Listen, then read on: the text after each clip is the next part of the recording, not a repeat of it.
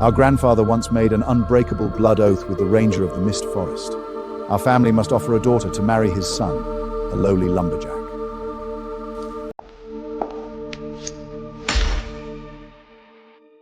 Father, since her despicable soul is only fit for dirt and poverty, let's give her what she wants.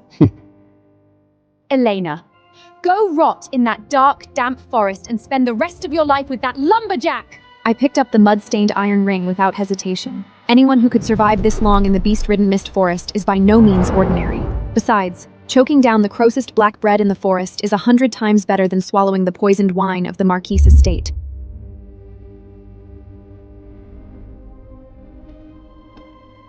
Remember your words today, Sebrafina. I hope the Marquis' jewels can fill your greedy soul. To keep me from embarrassing the family at the castle, my father kicked me out that very day. Standing in the square with nothing but a battered wigger suitcase, I saw my husband for this lifetime for the very first time, Aliston. He stood there like the most aloof frostwolf from the extreme northern Icelands, completely ignoring the disgusted looks from the passing noble servants. Hey, tree chopper! Here's your bride! Now take her and get out of our sight! Your filthy feet are dirtying the castle grounds! It's not too late for you to back out. There's no fine velvet or dazzling jewels in the Mist Forest. Just biting winds and bloodthirsty beasts. I have no need for those false, frivolous things. All I want is a place where I can grow my flowers in peace.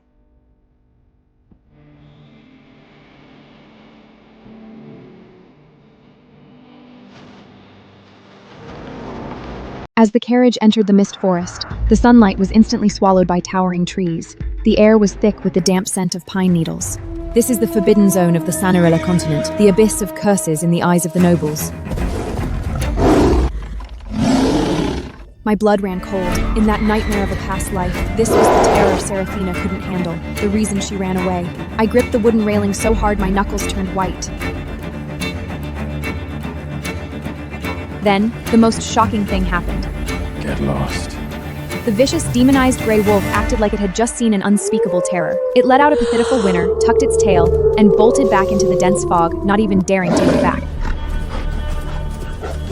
What did you just do? Why was it so terrified of you? Just an old ranger's trick to scare off beasts. When dealing with animals in the woods, you just have to be fiercer than they are. Hold on tight, we've still got a ways to go. A beast-repelling trick?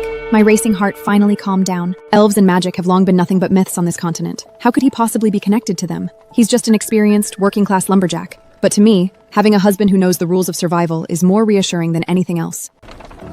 This was Alistair's home. It was shabbier than the stables at the Marquis' estate. But breathing in the crisp air here, I felt a freedom I'd never known before. It's a dump.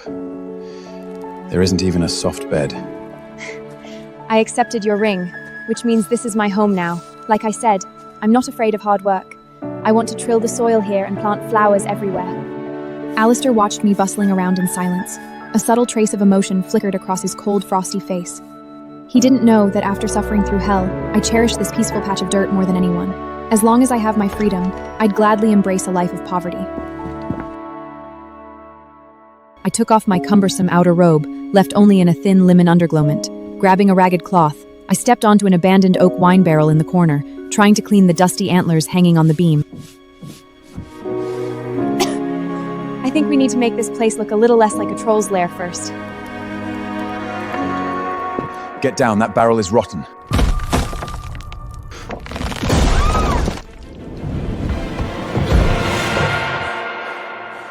The moment I fell into his arms, I was hit by the strong scent of firwood on him. We were so close. Close enough for me to clearly feel his heart pounding wildly against his chest, and his hot breath brushing across my cheek. That barrel was completely rotted out. You almost fell.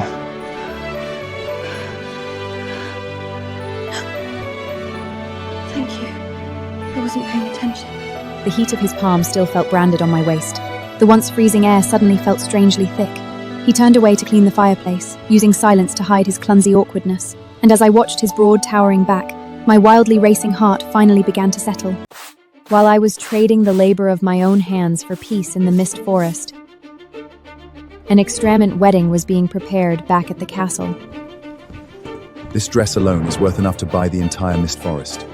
Serafina, I will make you the most dazzling woman on the Sanaroa continent. Of course, my lord. This is the destiny that belongs to me. Seeing Serafina so completely consumed by vanity, all I felt was profound pity. She thought she was climbing the steps to ultimate power, blissfully unaware that the Marquise's estate, envied by all, was nothing. My lord, your favoring my daughter brings supreme honor to our family. As for Elena, who has stained our name, I have already stripped her of the family surname and her inheritance rights. She is no longer under the protection of our crest. You did the right thing, Father. Tomorrow, when the wedding procession arrives, I want everyone in the family to see that. Elena's lowly lumberjack of a husband isn't even fit to shine the Marquis's shoes. In Sanaroa, a soul bond is only truly forged when the parchment marriage contract is signed in the square of the Oath Temple, witnessed by a priest. But I knew that tomorrow, that solemn temple would just be a stage for Serafina and those arrogant nobles to humiliate us.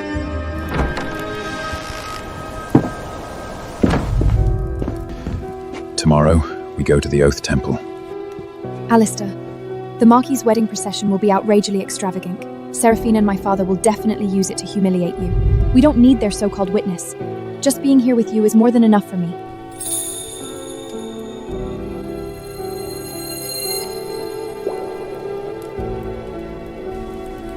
It's your ceremony. I don't want to miss that. He placed the glowing fruits on the table. It was a plant I'd never seen before, radiating a magic that calmed the mind. My breathing slowed, and the tension in my shoulders melted away. Looking at his broad mightless shoulder, I too already felt that long he is with me, I could face entire world the mocking without an ounce of fear. In the square of the Oath Temple, the massive sacred fire braziers were blazing. In my nightmare of a past life, this was the beginning of my suffering. But in this life, it was Serafina's carnival, where she thought she had reached the pinnacle of power. My God! Is this the grandeur of a marquise with boundless wealth? It's lavish! Even the horseshoes are solid silver. Look over there! Elena, the one kicked out of the family, her dirt poor husband actually showed up. The surrounding nobles glared at us with extreme contempt, like they were looking at a filthy rat that had wandered into a crystal palace. Serafina, weighed down by that diamond-crusted dress, strutted arrogantly toward me on the Marquis's arm. Good heavens, Elena!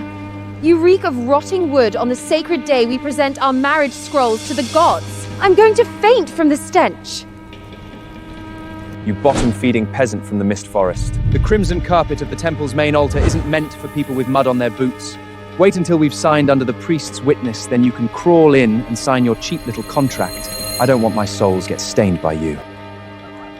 The Marquis's clueless guests were too busy laughing to sense the danger. But somehow, the pure white steeds pulling the golden carriage went weak at the knees. They all collapsed to the ground in unison, nearly flipping the carriage over. The horse is going mad! My lord, no matter how magnificent your carpet is, it can't mask the rot festering deep inside someone's soul. Alistair, let's go home.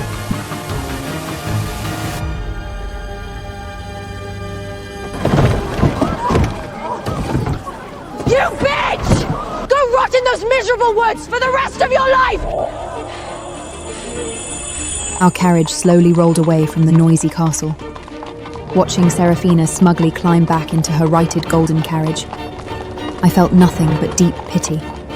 Her own personal hell had only just begun.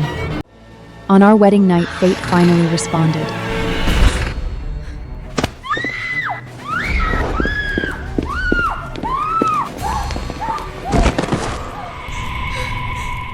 My lord, what are you doing? I'm your bride! Bride, your family took my blood money. Now, every scream you let out and every drop of blood you shed will be used to entertain me. The Marquis was an absolute sadist. That's exactly why he had such a vile reputation. Serafina was finally getting a taste of the excruciating pain I suffered in my past life. The price of that gold was endless torture. And meanwhile, I was sitting peacefully in a drafty cabin in the Mist Forest. Open it. There are no vaults in the Mist Forest. This ring wasn't adorned with any gemstones, but to me, it was more precious than all the jewels in the world. This is... It's woven from a resilient vine only found in the deepest part of the Mist Forest. As long as you wear it, I will protect you forever. It's the only token of my vow I can give you. In those twisted memories, The Marquise imprisoned me with heavy gold chains, but in this life, this seemingly rugged lumberjack gave me his ultimate protection with the simplest of vines. I smiled and slipped the ring onto my finger. It was a perfect fit. Thank you, Alistair. This is the most precious gift I've ever received. The days in the mist forest were peaceful and fulfilling. I started tillering the land around the cabin and planted flower seeds I bought from the market. Alistair would leave early and return late every day. He told me he was heading deep into the forest to chop the toughest hemlock to trade for our winter provisions. But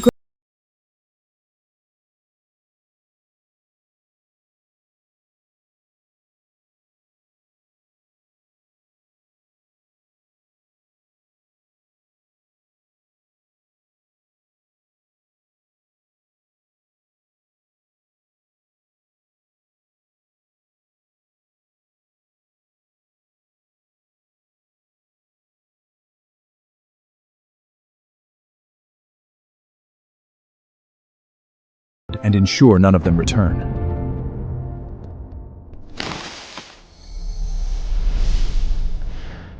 Who's there?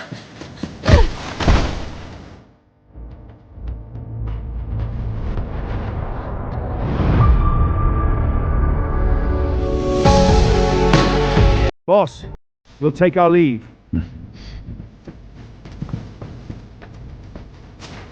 The air in the forest seemed to freeze. Staring into his fathomless emerald eyes, I was so tense my breath caught in my throat. Elena, did you see all that? Aliston, that green light from your fingertips, and those two men. before I could even finish, a 10-foot-tall shadow wren bear burst from the dense fog, jaws wide open, lunging straight at me. In the nick of time, Alistair shot forward like a bolt of black lightning, shielding me firmly behind him. Easy now. Then, the impossible happened. Stand down. At his whisper, the bloodthirsty frenzy in the giant bear's eyes miraculously vanished. It actually didn't attack us? You didn't kill it? I grew up in these woods. It's just an old ranger's trick to ward off beasts. They know the whistle well. As long as we don't mean any harm, they won't hurt us. Surviving that brush with death leaning against his broad, warm chest, I felt safer than I ever had in my life. Even if he was hiding an abyss behind him, the back shielding me right now was undeniably real. I locked my doubts away, waiting for the day he'd be willing to bare his true soul to me. Promise me you won't risk your life alone in the woods again. I promise. I won't let anyone or anything ever hurt you. But the peace I yearned for was a pipe dream. That evening, a letter sealed with dark red noble wax appeared on our rough oak table. My dearest sister, tomorrow is the family's anniversary banquet. Make sure you bring that mud-calfed lumberjack husband of yours. Let all our noble guests witness your pathetic romance. I gripped the letter tightly. This was obviously a deadly trap, but if I refused to attend, those arrogant nobles would definitely hire ruthless bounty hunters to harass us endlessly in the forest.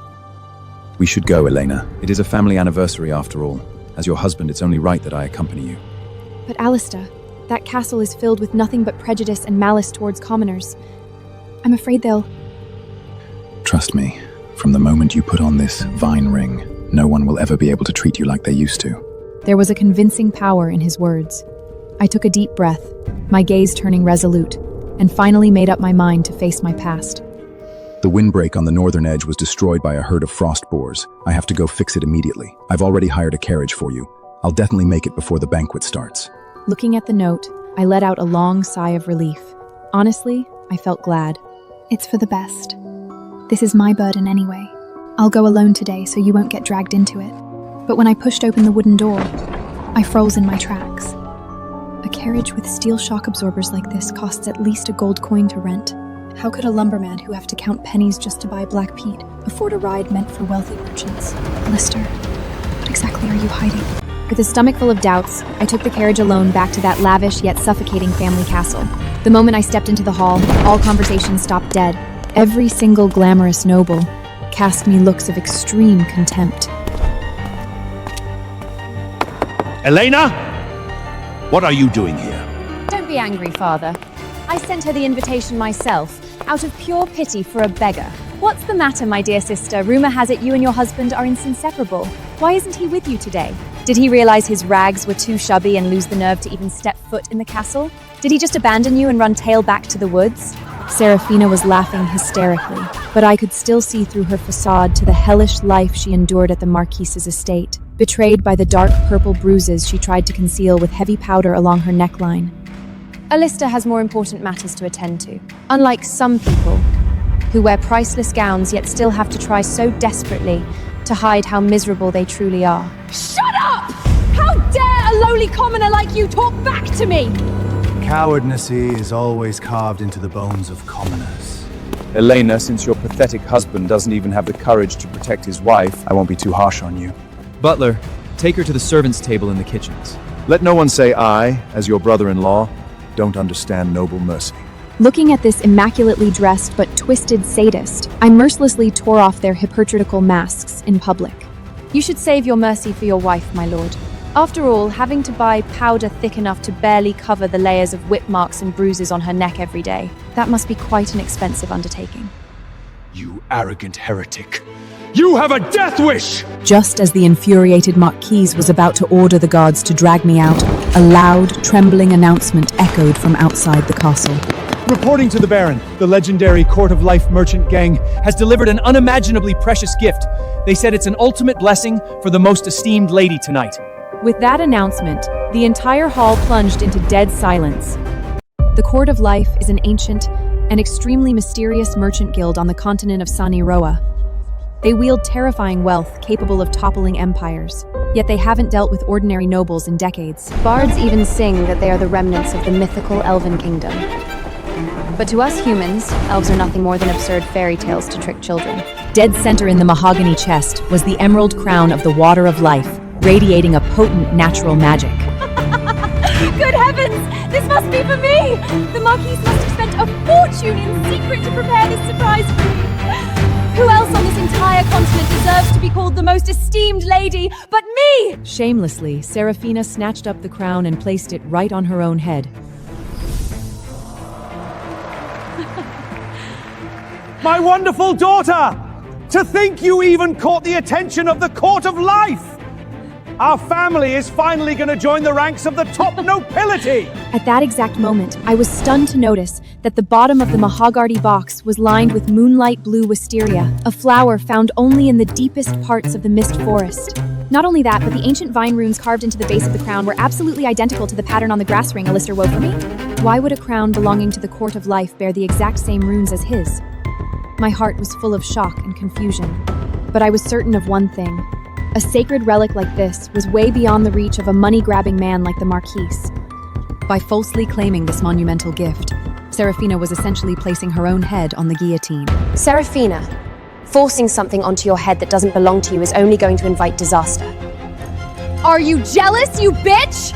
You don't even have the right to look at this crown in your lifetime! Father, throw her out! To monopolize the gift that shocked the continent, and to trample me underfoot completely. My Baron father launched the most vicious verbal attack against me.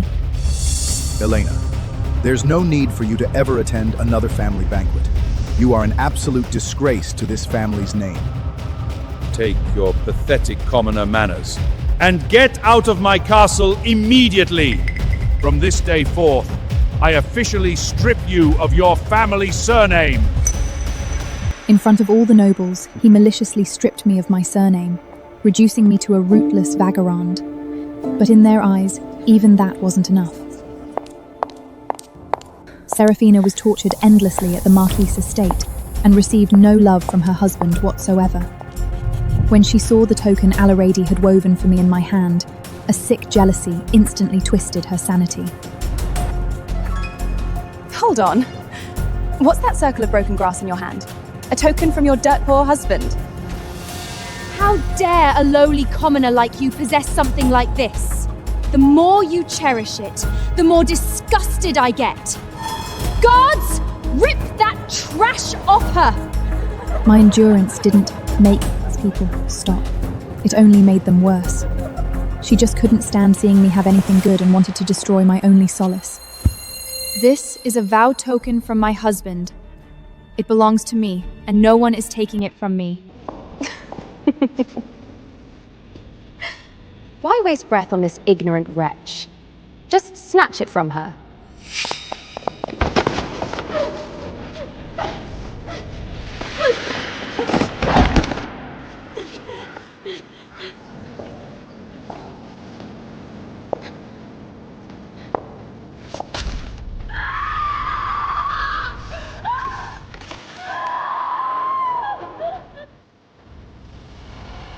Using her sharp, jeweled nail guard, Serafina brutally peeled that emerald grass ring right off my knuckle.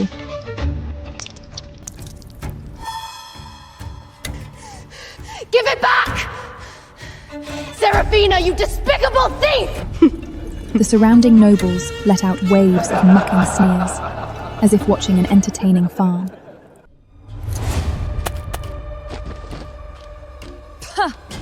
This trash woven from a few weeds is what you are protecting with your life? It's hilarious that you actually treat a cheap peasant trinkle like a treasure. Just as I was being trampled on and left utterly helpless, the mysterious subordinate hidden in the castle's shadows sensed the fatal danger. He immediately sent an urgent report back to the Fallen Muse was a secret art. My lord, you must go save her mightness immediately. Those nobles and robles didn't just publicly strip her of her surname, they also stole the vine ring you gave her. Upon hearing those words, the fury in Alistair's eyes completely spiraled out of control. Dare to touch what's mine. I'll make every single person in that castle pay the price.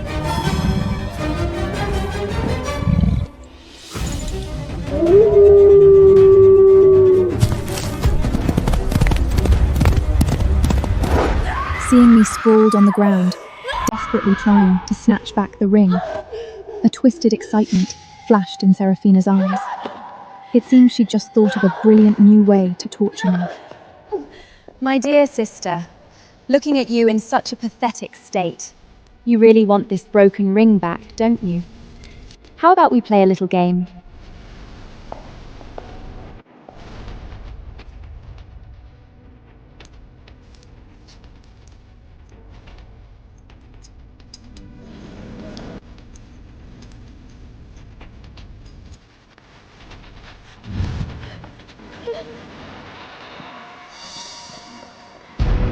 There, a fresh layer of magic crystal slad had been dumped out.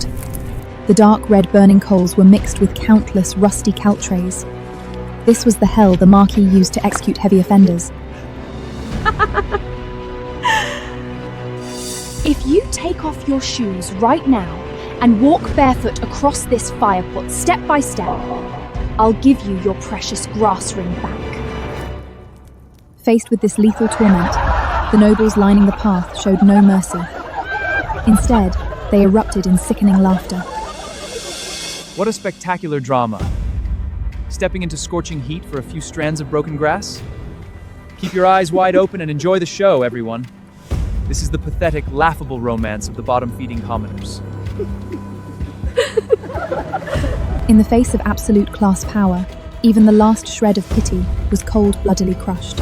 Every unwiller was just waiting for me to break down and beg for mercy on my knees. They didn't understand at all. That grass ring was the only shelter my husband gave me in the cold night. For him, even if I had to walk through the hellfire and abyss of purgatory, I would never back down. The horrifying sound of flesh instantly searing against the intense heat echoed simultaneously with iron spikes piercing my soles. The moment my blood flowed, the coals evaporated it into a gruesome red mist. The agonizing pain felt like thousands of red-hot steel needles piercing my bone marrow all at once. But I clenched my jaw tight and forced myself to take the first step.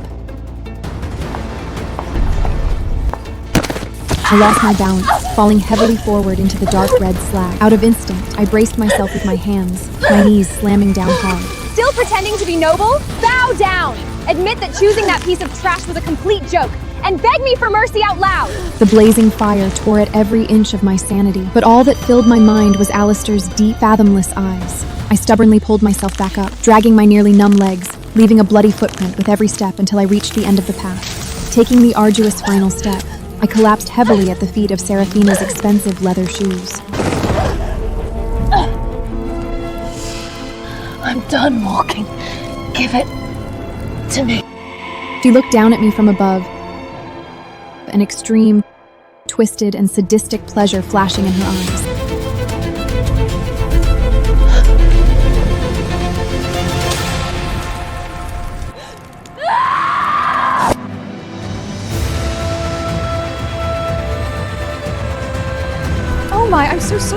and it just slipped. In that moment, my heart was reduced to ashes right alongside that ring. The light in my eyes completely died, replaced by a glaring, blinding rage. Is this the pretty face your husband is so fond of? I'm going to destroy it. I'm going to make your penniless husband look at your hideous face and be disgusted for the rest of his life. Extreme humiliation and pain washed over me. Just in the life or death split second before that red-hot branding iron ruined my face.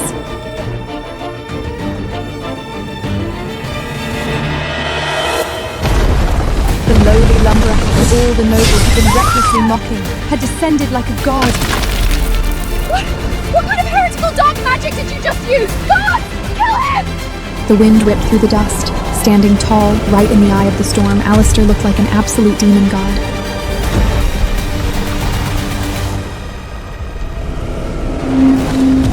Just a terrifying aura that crushed everything in its path was enough to make all the high and mighty nobles go weak at the knees. I'm late. The entire castle instantly bow in submission. Who gave you the nerve?